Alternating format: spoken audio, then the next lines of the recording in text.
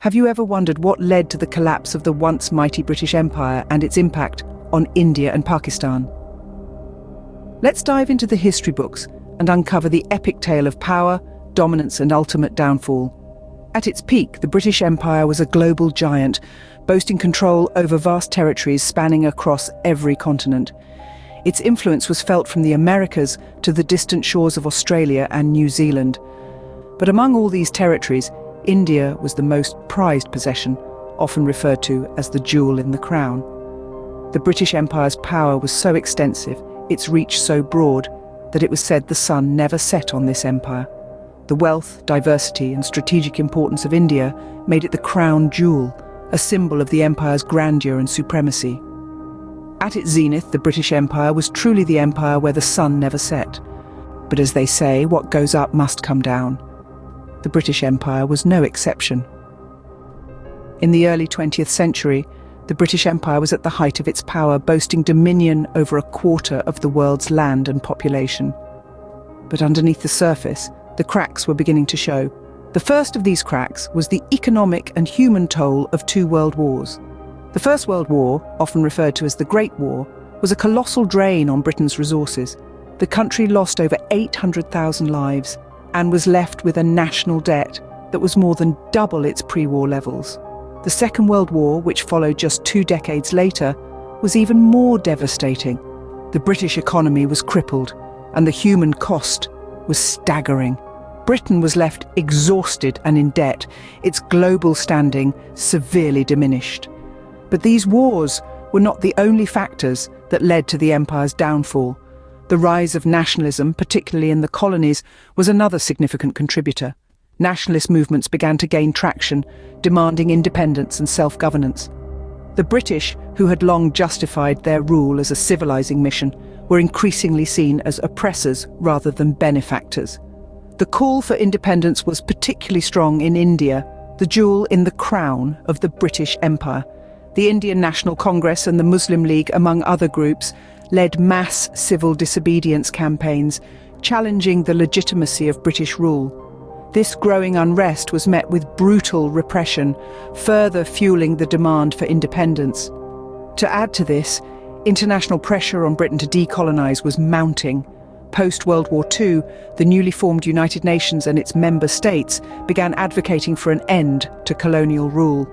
The tide was turning against empires, and the British were finding it increasingly difficult to maintain control over their vast territories.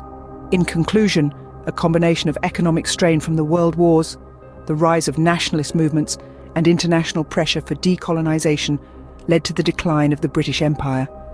The stage was set for a seismic shift in power, and India was soon to be at the heart of it. With the stroke of midnight on August 15, 1947, 2 new nations were born, India and Pakistan. This moment marked the end of British rule in South Asia and the beginning of a new era. The journey to this pivotal moment was a long and arduous one, filled with struggle and sacrifice. Central to this journey were figures like Mahatma Gandhi and Muhammad Ali Jinnah. Gandhi, an advocate for non-violent resistance, led India's independence movement, inspiring millions with his philosophy of peace and harmony. His methods were a stark contrast to the imperial power of the British. On the other side was Muhammad Ali Jinnah, the founding father of Pakistan. Jinnah, a staunch advocate for a separate Muslim state, played an instrumental role in the creation of Pakistan. His vision was for a nation where Muslims could live freely, away from the Hindu majority of India.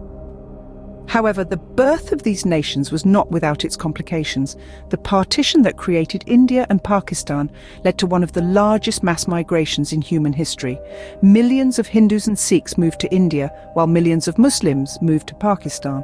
This mass movement of people was accompanied by horrific violence as communal tensions erupted into riots and massacres. This period, often referred to as the partition riots, saw families uprooted, communities torn apart, and countless lives lost. It was a time of great turmoil and suffering, a stark contrast to the joy of independence. In the midst of this chaos, the leaders of the new nations were faced with the daunting task of establishing order and governance. They had to build nations from scratch, all while dealing with the aftermath of partition and the legacy of colonial rule.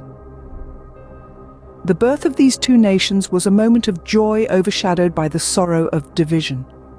Despite the challenges and the painful past, India and Pakistan emerged as independent nations, carving out their own paths in the world. Their birth marked the end of an era and the beginning of a new chapter in the history of South Asia. The echoes of the past still resonate in the present. In the wake of the British Empire's collapse, two new nations emerged on the world stage, India and Pakistan. Yet the birth of these countries was marred by conflict and tension, a legacy of their shared history under British rule. One of the most contentious issues that arose from the partition was the dispute over Kashmir, a region of breathtaking beauty and strategic importance. Both India and Pakistan lay claim to this land, leading to decades of conflict and diplomatic stalemate. This tension, a direct fallout of the hurried and ill-planned partition, continues to strain their relationship, casting a long shadow over the subcontinent. But the legacy of the British rule extends beyond these geopolitical disputes. On one hand, it brought about significant infrastructural development, the English language, and the establishment of administrative and legal systems still in place today. On the other hand, it also resulted in economic exploitation, cultural erosion, and a deep-seated sense of resentment that lingers in the collective memory of the people. The echoes of the past are not just confined to the political and social sphere, they have seeped into the fabric of the arts, literature, and culture, shaping the identities of these nations in profound and complex ways. The British Empire's collapse left an indelible mark on India and Pakistan, shaping their destinies and their fraught relationship. So, what have we learned from this journey through history? We've seen the rise and fall of the British Empire, a power like no other that ultimately collapsed under its own weight. We've witnessed the birth of two nations, India and Pakistan, out of the ashes of colonization and the ensuing tension that still lingers. These events continue to shape our world today. History isn't just about the past. It's about understanding the present and shaping a better future. Until next time, keep questioning and keep learning.